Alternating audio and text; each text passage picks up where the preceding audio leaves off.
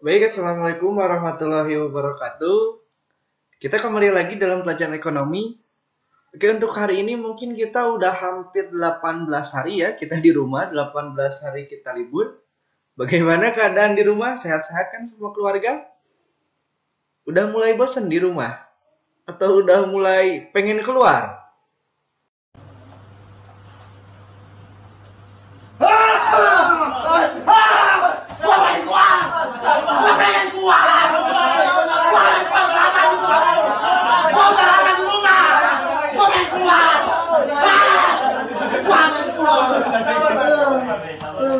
Oke, kita udah mulai bosan ya dengan keadaan ini. Mudah-mudahan semuanya cepat berlalu dan kita dapat sekolah lagi seperti biasa secepatnya. Amin ya Allah, amin. Oke, kita kembali lagi ke bab 8 sekarang. Kita akan membahas tentang perusahaan-perusahaan nih. Khususnya bagi kita yang istilahnya pengen bekerja di perusahaan ataupun ingin lebih mendalami tentang perusahaan-perusahaan yang ada di Indonesia. Nah, di sini kita sekarang masuk ke bab 8, yaitu tentang BUMN, tentang BUMD, dan ada nih satu lagi nanti, PPT satu lagi menyusul, yaitu tentang BUMS. Nah, BUMN ini merupakan badan usaha milik negara, kalau BUMD ini merupakan badan usaha milik daerah. Nah, kalau BUMN mungkin kita akan sedikit terpikir tentang kayak contohnya itu PLN, kayak contohnya itu Garuda Indonesia. Kalau di sektor jasa, tadi kan produk nih. Kalau di sektor jasa, ada juga PT Pos Indonesia. Oh, maaf, tadi juga Garuda masuknya ke sektor jasa. Karena kan itu isinya transportasi. Nah, kalau BUMD, ini perusahaan-perusahaan milik daerah atau badan usaha milik daerah. Contohnya itu kayak kalau yang masih eksis sampai sekarang, walaupun agak sulit, itu ada Damri, angka akutan dalam negeri. Tahu kan ya? Suka ngeliat kalau di Tasik suka ada Damri walaupun jarang gitu. Ataupun pernah naik Damri gitu kan. Nah, itu merupakan badan usaha milik daerah. Nah, badan usaha ini, perusahaan-perusahaan ini nih, kan ini milik negara atau milik daerah. Mereka tujuannya itu sama, mencari laba. Tapi selain mencari laba, mencari keuntungan, tujuan mereka yang lebih besarnya lagi, yaitu ingin melayani masyarakat banyak.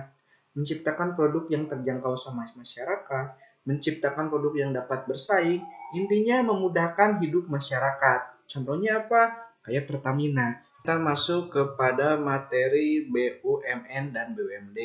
Mungkin kalau tentang BUMN ini kita udah tidak asing. Kita udah lihat perusahaannya tiap hari, bahkan kita pakai produknya tiap hari nih.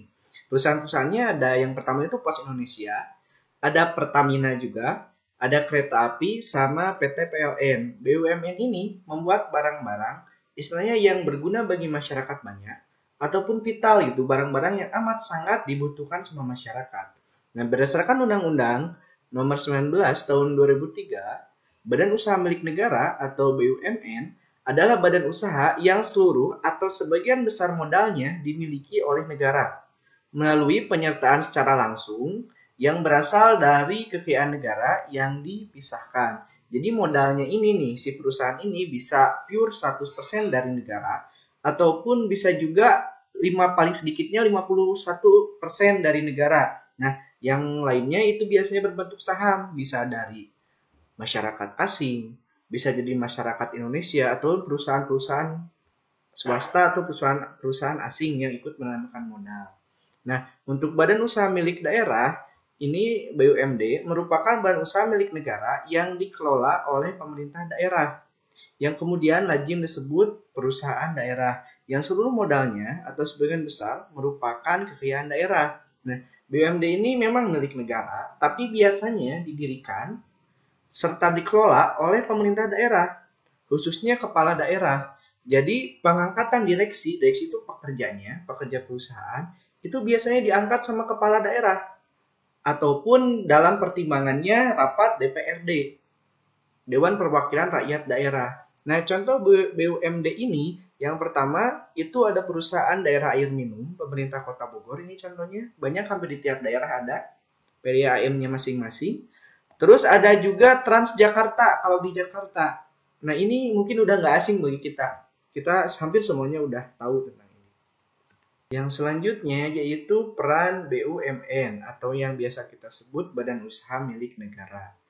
Yang pertama, itu memberikan sumbangan bagi perkembangan perekonomian nasional pada umumnya dan pemerintah pada khususnya. Jadi di sini dia berperan itu memberikan sumbangan berupa seperti pendapatan, sumbangan membuat produk-produk yang berguna bagi masyarakat, dan lebih luas lagi dalam perkembangan perekonomian, dia juga ikut meningkatkan perekonomian negara. Karena apa? Membuka lapangan kerja kepada masyarakat. Masyarakat bisa ikut kerja di sana, mendapatkan pekerjaan, seperti itu. Yang kedua, mengejar keuntungan. Jelas, walaupun tujuan BUMN itu adalah pelayanan kepada masyarakat, memberikan produk yang murah kepada masyarakat, tapi intinya itu kayak Pertamina, kayak kantor pos, mereka tetap mencari laba atau keuntungan. Walaupun kalau kita lihat sejarahnya ke belakang, malahan mereka itu banyaknya keuntungannya kecil atau bahkan ada yang sampai defisit, tidak ada keuntungan. Yang ketiga, sebagai penghasil barang atau jasa demi pemenuhan hajat hidup orang banyak. Jadi membuat barang-barang yang emang dibutuhkan oleh masyarakat banyak. Contohnya apa? Listrik. Selanjutnya bahan bakar. Terus yang ketiga, ini jasa pengiriman, kantor pos. Kita terbayangkan kalau misalkan listrik ini dipegang sama pihak swasta, misalkan bukan BUMN. Terbayang ini hajat hidup orang banyak, bagaimana kalau pihak swasta itu naik turunkan harga seenaknya? Jadi akan berimbas ke semua sektor gitu. Makanya ini wajib dipegang sama BUMN, soalnya ini vital bagi semua masyarakat. Listrik naik, semuanya ikut naik, termasuk bahan bakar minyak kayak gitu. Kalau pengiriman ini bisa jadi pelopor. Kenapa pelopor? Karena kan kalau zaman dulu belum banyak pengiriman swasta. Kayak sekarang kan kita belanja di online shop itu kan banyak pengiriman kayak JE gitulah, banyak. Nah, awalnya itu ini sama kantor pos dulu itu. Kalau sekarang kalah sama banyak saingan gitu. Bisa disebutkan seperti itulah. Yang keempat, sebagai pelopor dalam sektor-sektor usaha yang belum diminati swasta, pelayanan publik, pembuka lapangan kerja, dan penghasil devisa negara. Nah, jadi sebagai pelopor, jadi usaha yang baru buka lah di Indonesia. Kenapa sih sebagai pelopor? Contoh, seperti Pertamina, seperti PLN, karena ini membutuhkan dana atau modal yang cukup besar. Swasta itu nggak akan kuat, bukan nggak akan kuat sih, istilahnya sulit lah kalau sama swasta. Makanya dipegang sama pemerintah, pelopor lah awal yang bukanya seperti itu. Yang kelima, turut aktif memberikan bimbingan dan bantuan kepada pengusaha golongan ekonomi lemah, koperasi, dan masyarakat. Nah, saya masih ingat kalau di Tasikmalaya dulu ada pelatihan dari PLN kayak ini nih contohnya. Ada pelatihan dan pengembangan usaha jeruk peras. Di sini ada namanya PLN Peduli.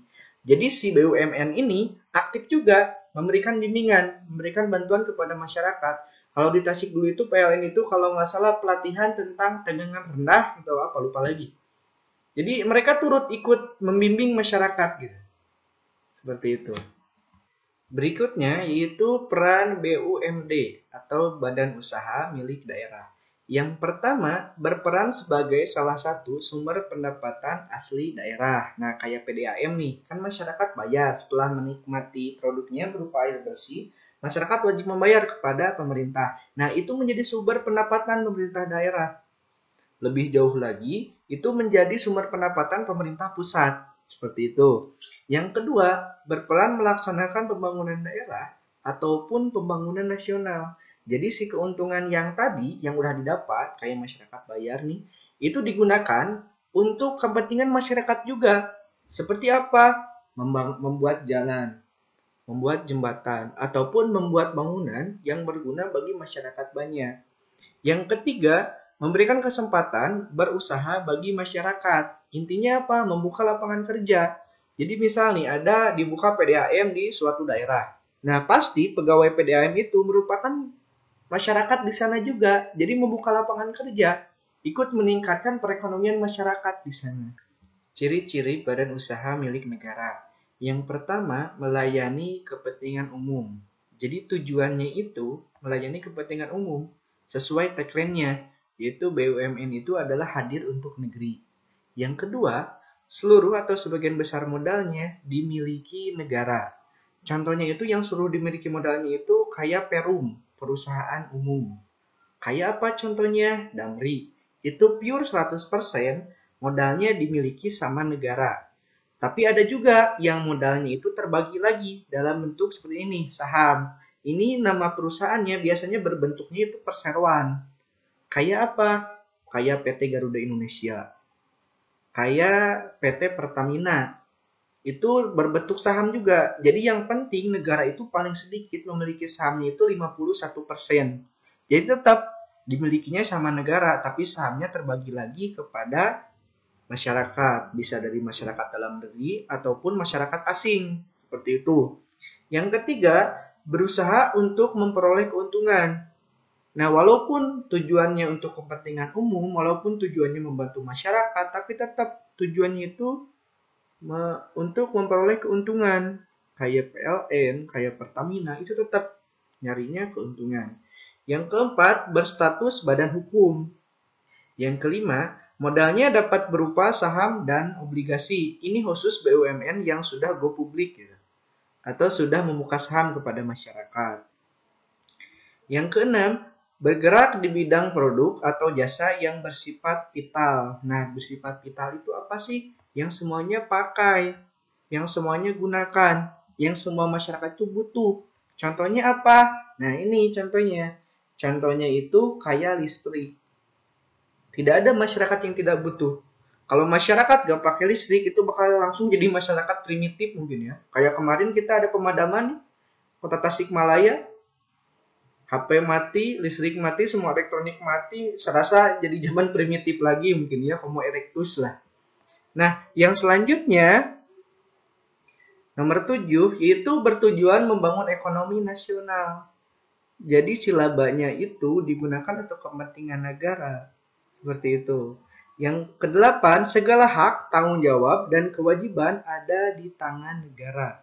Walaupun bentuknya perseroan tadi, udah punya saham, udah go publik, tapi tetap segala haknya, tanggung jawab, kewajiban tetap ada di tangan negara. Seperti itu. 9. Dapat menghimpun dana dari pihak lain, jadi dapat bekerja sama sama perusahaan asing, sama masyarakat luar, seperti itu. Yang 10. Pengawasan dilakukan oleh alat perlengkapan negara yang berwenang.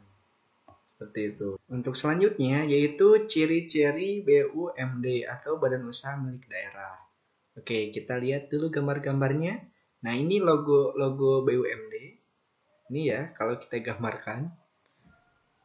Jadi, ini pure sama pemerintah daerah, dikelolanya, didirikannya. Terus membuka lapangan kerja juga. Terus jadi sumber keuntungan juga bagi pemerintah daerah. Nah, lebih lengkapnya, yang pertama, perusahaan daerah ini dipimpin oleh seorang direksi atau ada pemimpinnya di sana. Biasanya dipilih sama kepala daerah ataupun lewat rapat DPRD gitu. Tapi tetap rapat dulu, tapi keputusannya tetap ada di pemerintah atau di pemerintah daerah, di pemimpinnya, pemimpin daerah. Yang kedua, didirikan oleh pemerintah daerah. Seperti tadi, didirikan oleh pemerintah daerah, dikelola oleh pemerintah daerah, bahkan untungnya pun, keuntungannya itu digunakan untuk daerah tersebut.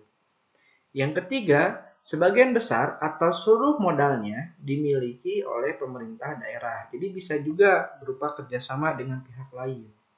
Seperti itu. Yang keempat, modalnya terdiri dari saham prioritas dan saham biasa. Ini khusus bagi perusahaan yang udah go publik lah, yang udah menjual saham. Yang kelima, bertujuan mencari keuntungan. Jadi tetap walaupun tujuannya untuk keperluan masyarakat banyak, tapi di sana juga ada mencari keuntungan. Seperti itu kayak PDAM lah. Yang keenam, memiliki status badan hukum dan didirikan berdasarkan peraturan daerah atau Perda. 7. Pengangkatan dan pemberhentian direksi harus mendapat persetujuan DPRD kayak tadi. Jadi kan ada pemimpinnya nih direksi. Nah, diangkat ataupun diberhentikan itu harus persetujuan DPRD. Jadi di sini itu istilahnya ada birokrasi dulu, ada rapat. Ada rapat, ada birokrasi. Jadi terkadang ini juga istilahnya masuk ke dalam politik. 8. Direksi perusahaan bertanggung jawab kepada kepala daerah. Nah, si pemimpin perusahaan itu tanggung jawab terbesarnya kepada kepala daerah. 9. Pegawai berstatus sebagai pegawai pemerintah daerah. Misalkan ada pegawai PDAM nih, ada pegawai Damri. Nah, itu berstatusnya sebagai pegawai pemerintah daerah. Jadi bukan pegawai swasta. Seperti itu. Oke, sekarang kita masuk ke bagian jenis-jenis badan usaha milik negara dan badan usaha milik daerah. Oke, untuk jenisnya cuma ada dua supaya mudah diingat. Yang pertama ada perseroan.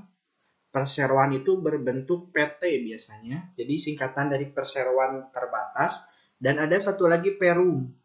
Oke, mungkin kalau PT kita ingatnya ke perusahaan-perusahaan besar seperti PT Indofood, PT McMoran, PT Garuda Indonesia, mungkin yang besar-besar kan. Kalau Perum itu pure milik pemerintah biasanya. Oke, yang membedakan antara perseroan dan Perum supaya mudah diingat itu hanya dalam kepemilikan modal.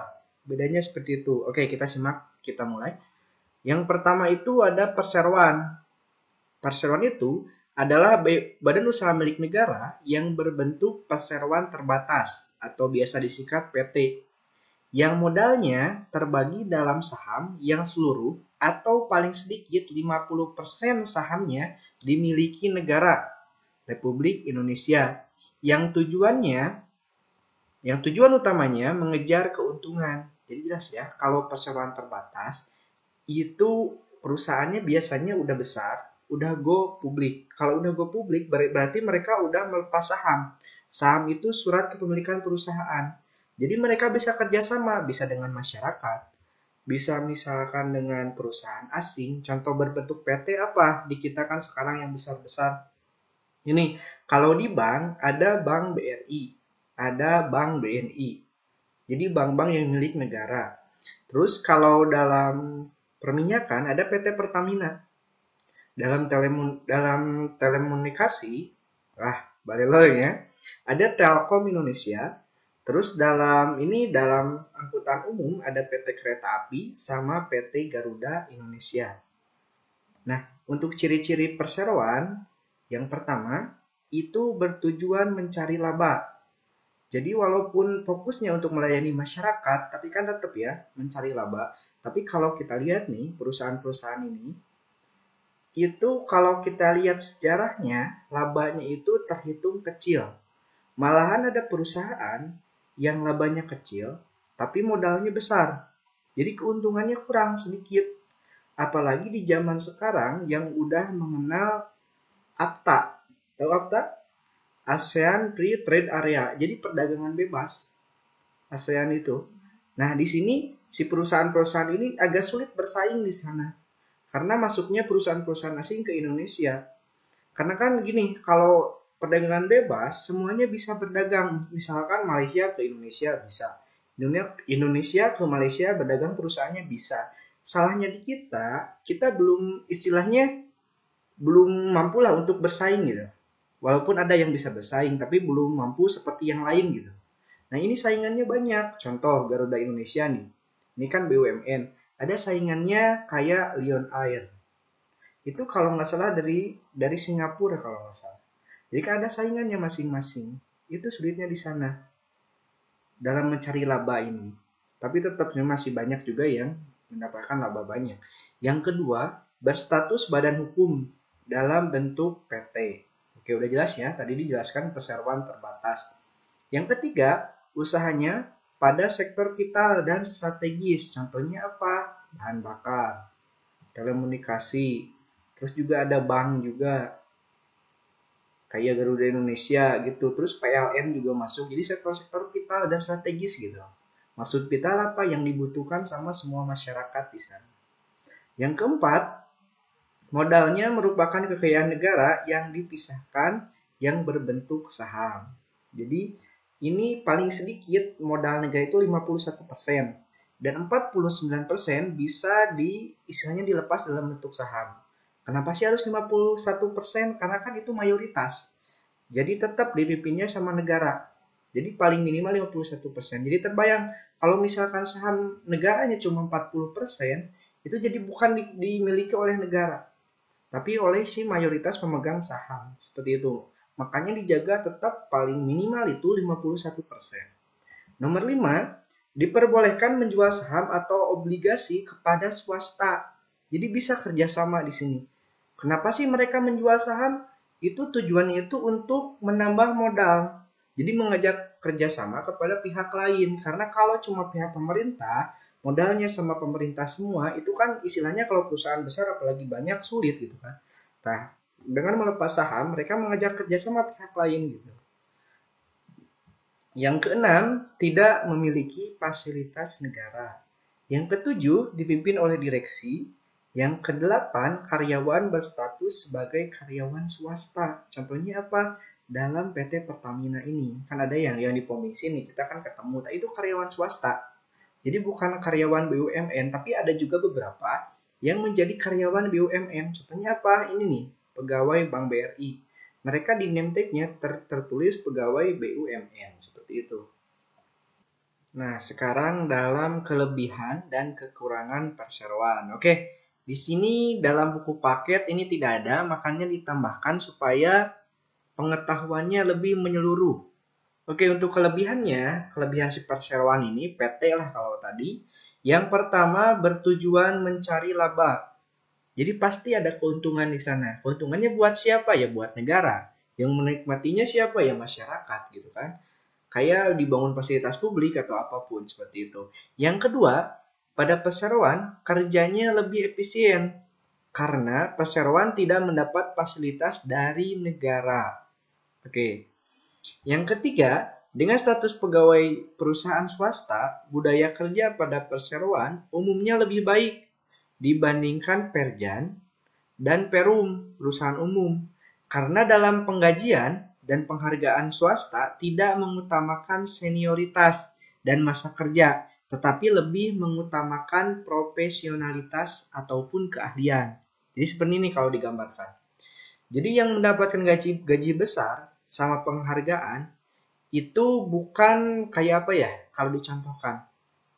Bisa jadi dalam kedinasan lah. Kalau dalam kedinasan biasanya yang dianggap senior, yang dianggap punya gaji besar itu yang masa kerjanya sudah lama. Jadi kalau masa kerjanya udah lama, mereka bisa naik pangkat. Tapi kalau dalam perseroan ini, misalkan nih ada karyawan usia 50 tahun, ada karyawan usia 20 tahun. Tapi yang 50 tahun ini istilahnya kalah kreatif sama yang umur 20 tahun. Nah, yang akan naik pangkat pastinya yang umur 20 tahun gitu yang dimunculkan di sana. Jadi di sini tidak mengenal senioritas, makanya kerjanya itu lebih baik. Tidak mengenal senioritas, tidak mengenal masa kerja, tapi yang lebih baik kerjanya itu akan dipromosikan gitu, naikkan jabatan ataupun berdasarkan keahlian seperti itu. Yang keempat, jika perseroan mengalami kerugian dan terbelit hutang, tanggung jawab negara dalam menanggung kerugian hanya sebatas pada saham yang dimiliki. Contoh tadi kan terbagi sahamnya 51% negara, misalkan 49% masyarakat. Misalkan perusahaan ini rugi misalkan, perusahaan A lah, merugi, istilahnya sampai gulung tikar sampai bangkrut. Nah, kerugian negara hanya sebatas kepemilikan saham ini nih, yang 51%, artinya uangnya hilang. Beda kalau Perum kan seluruhnya dimiliki negara perusahaannya, jadi kalau rugi, pure semua kerugian itu sama negara. Tapi kalau perseroan, karena cuma setengahnya nih sahamnya, 51%, kalau rugi, ya itu setengahnya gitu. Tidak sampai keseluruhannya harus ditanggung sama negara. Ini kelebihan perseroan. Oke, tapi ada juga kekurangan si PT-PT ini. Kekurangannya apa? Yang pertama, adanya program privatisasi oleh pemerintah memungkinkan perseroan untuk dikendalikan oleh badan usaha swasta asing yang tadi dalam saham. Itu bisa jadi dikuasai sama asing. Seperti itu. Yang kedua, adanya pajak atas badan usaha berbentuk perseroan. Nah, ada pajak nih. Jadi ini perusahaan milik negara, mereka istilahnya dagang ke masyarakat. Nah, dari dagang ini mereka dikenai pajak. Kalau kita tahu seperti pajak PPN lah. Seperti itu. Jadi misalkan dijual barangnya itu produknya dijual 5.000. Nah, 5.000 itu misalkan 1.000-nya pajak untuk pemerintah. 4.000-nya itu masuk ke perusahaan perseroan tersebut. Seperti itu. Jadi kekurangannya ada pajak atas badan usaha berbentuk perseroan. Jadi tidak semua jadi keuntungan. Yang ketiga, kerahasiaan badan usaha dan perusahaan kurang terjamin karena ada pihak lain yang ikut memegang saham. Contoh, ada masyarakat punya sahamnya 20%. Masyarakat dalam negeri ini. Sisanya 29% dimiliki oleh masyarakat asing. Negara 51%. Nah, saat membuat keputusan pasti akan ada rapat pemegang saham. Nah, saat itu semuanya terbuka. Jadi tidak rahasianya tidak cuma milik negara, tapi si masyarakat punya 20% saham dia tahu. Ikut juga punya suara di sana. Terus masyarakat luar negeri nih yang punya 29% saham, dia juga ikut. Seperti itu. Untuk selanjutnya yaitu ada Perum atau perusahaan umum. Ingat, bedanya Perum sama perseroan tadi hanya dalam kepemilikan modalnya saja. Oke, Perum adalah badan usaha milik negara yang seluruh modalnya dimiliki negara dan tidak terbagi atas saham. Jadi perusahaannya itu, baik itu modalnya, itu pure 100% dimiliki negara. Yang bertujuan kemanfaatan umum berupa penyediaan barang atau jasa yang bermutu tinggi dan harga yang terjangkau oleh masyarakat, serta mengejar keuntungan berdasarkan prinsip pengelolaan perusahaan. Oke, ini ada contoh-contoh perusahaan yang dulunya itu berbentuk perum, perusahaan umum. Jadi awalnya hanya dimiliki pemerintah, tapi lama-kelamaan menjadi go publik, menjadi terbuka, jadi lebih besar, terus melepas saham. Itu ada perum yang berubah menjadi perseroan. Yang pertama ada Penggadaian, yang kedua ada Asabri, yang ketiga PT KAI, yang keempat PT Telkom Indonesia. Tapi kalau kita selidiki lagi, ini sebetulnya lebih banyak. Jadi awalnya perum tapi berubah jadi ke perseroan gitu. Lebih besar lah. Terus ada juga perusahaan-perusahaan yang sampai saat ini masih berbentuk perum atau perusahaan umum. Jadi masih pure dimiliki 100% oleh pemerintah. Itu ada Damri, angkutan dalam negeri ini. Ini udah hampir jarang menemukan ya. Tapi nggak tahu di kota mana ini masih banyak. Yang kedua ada PPD, itu perusahaan umum pengangkutan penumpang Jakarta. Ini juga sama angkutan umum seperti Damri. Terus ada juga Jamkrindo, ini jaminan kredit Indonesia seperti itu. Tapi kalau diselidiki juga perusahaan yang berbentuk perum ini juga banyak, masih banyak. Oke, sekarang ke ciri-ciri perusahaan umum atau disingkatnya perum. Yang pertama, ciri-cirinya itu melayani kepentingan umum sekaligus mencari keuntungan. Seperti tadi, Damri, Angkutan Jakarta, terus take kredit kan. Seperti itu, jadi melayani kepentingan umum. Yang kedua, berstatus badan hukum dan diatur berdasarkan undang-undang. Yang ketiga, pada umumnya bergerak di bidang usaha jasa yang vital bagi masyarakat. Jadi udah tahu kan perbedaan jasa sama produk. Kalau produk mah ada barangnya berwujud, kalau jasa itu sebatas tenaga. Contohnya apa? Damri. Jadi mengantarkan gitu kan. Damri itu usaha kredit tadi kan. Yang keempat, modal seluruhnya dimiliki oleh negara dari kekayaan negara yang dipisahkan. Yang kelima, dipimpin oleh dewan direksi. Jadi tiap perusahaan itu ada pemimpinnya. Seperti itu. Jadi meskipun dimiliki negara, tapi ada pemimpinnya lagi di dalam perusahaan itu, dan pemimpinnya itu direksi ini bertanggung jawab kepada negara. Keenam, pemimpin dan karyawan berstatus pegawai perusahaan negara. Yang ketujuh, Peru memiliki kekayaan terpisah sehingga mempunyai kebebasan dalam bergerak. Jadi walaupun dimiliki negara, antara kekayaan negara dengan kekayaan perusahaan umum itu terpisah. Jadi khusus ada kekayaan untuk Perum. Jadi pengelolaannya itu bebas oleh direksinya, oleh pemimpin Perum tersebut. Kedelapan, Perum dapat menuntut dan dituntut di muka pengadilan dan diatur secara perdata. Ini hubungannya dengan masyarakat. Jika ada istilahnya yang mengecewakan atau masyarakat dalam Perum ini misalkan melayani layanannya seperti Damri, misalkan dia dikecewakan, ini bisa dituntut ataupun menuntut di muka pengadilan. Kelebihan dan kekurangan perusahaan umum atau yang biasa disingkatnya itu Perum. Untuk kelebihannya, yang pertama, menangani bidang-bidang usaha yang penting. Itu seperti Damri, tadi kan kredit, seperti itu. Jadi yang penting bidang-bidang usahanya. Yang kedua, bertujuan memberi pelayanan kepada masyarakat sekaligus mencari keuntungan. Jadi emang tujuannya itu pelayanan kepada masyarakat, akan tetapi tidak lepas juga dalam mencari keuntungan. Kenapa? Karena keuntungannya dipakai untuk dana pembangunan. Jadi yang pakai masyarakat, yang bayar masyarakat, keuntungannya juga ya untuk masyarakat seperti itu. Yang ketiga, seluruh modalnya milik pemerintah, baik pusat atau daerah. Jadi kalau yang dimiliki pusat itu BUMN, kalau yang dimiliki daerah itu BUMD. Seperti itu.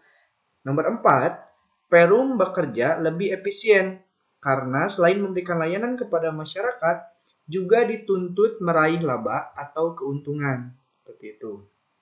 Jadi walaupun tujuannya memberi layanan, tapi tetap dituntut juga ada target, misalkan laba atau keuntungan di bulan sekarang harus berapa.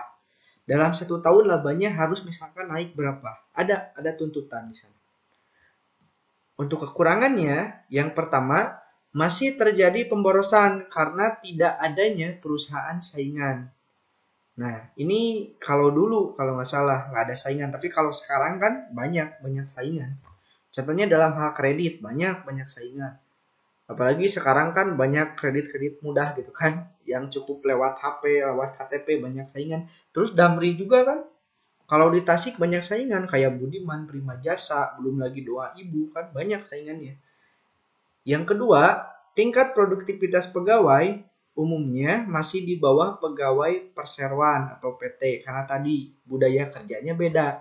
Ini kan kalau Perum itu istilahnya kayak pegawai pemerintah. Jadi mereka itu biasanya ada senioritas. Jadi yang naik pangkat biasanya yang udah lama kerja dulu, beda sama PT. Kalau PT itu pure kayak kreativitas, yang mana lebih profesional, yang mana lebih baik. Nah dia yang istilahnya naik pangkatkan, jadi nggak ada senioritas dalam PT itu. Yang ketiga, sering menjadi alat politik kelompok tertentu, ini yang parah. Sehingga Perum dapat digunakan sebagai alat untuk kepentingan kelompok tersebut. Nah karena Perum milik pemerintah, jadi tidak lepas dari politik. Apalagi kalau Perum itu kan pure dimiliki pemerintah. Makanya janji-janji pemerintah biasanya nyangkut ke Perum nih. Apalagi kayak politik, kayak pencalonan biasanya. Yang keempat, jika Perum merugi, berarti negara yang dirugikan. Kenapa? Karena modalnya 100% negara. Jadi misalkan modalnya 2 miliar. Rugi, ya negara hilang 2 miliar. Beda sama PT. Kalau PT hanya paling minimal itu 51%. Taruhlah 2 miliar rugi ini. Kerugian negara itu hanya 1 miliar. Karena 1 miliarnya lagi sama siapa? Sama pemegang saham. Jadi ruginya itu tidak akan sebesar rugi perusahaan umum. Seperti itu bedanya. Jadi ingat, untuk inti bedanya itu antara perseroan sama Perum itu dalam kepemilikan modal. Pertama. Yang kedua dalam melepas saham. Seperti itu. Yang ketiga dalam perusahaan-perusahaannya juga beda. Biasanya kalau PT itu, kalau dilihat ya dalam masyarakat itu perusahaannya lebih besar dibandingkan Perum. Seperti itu.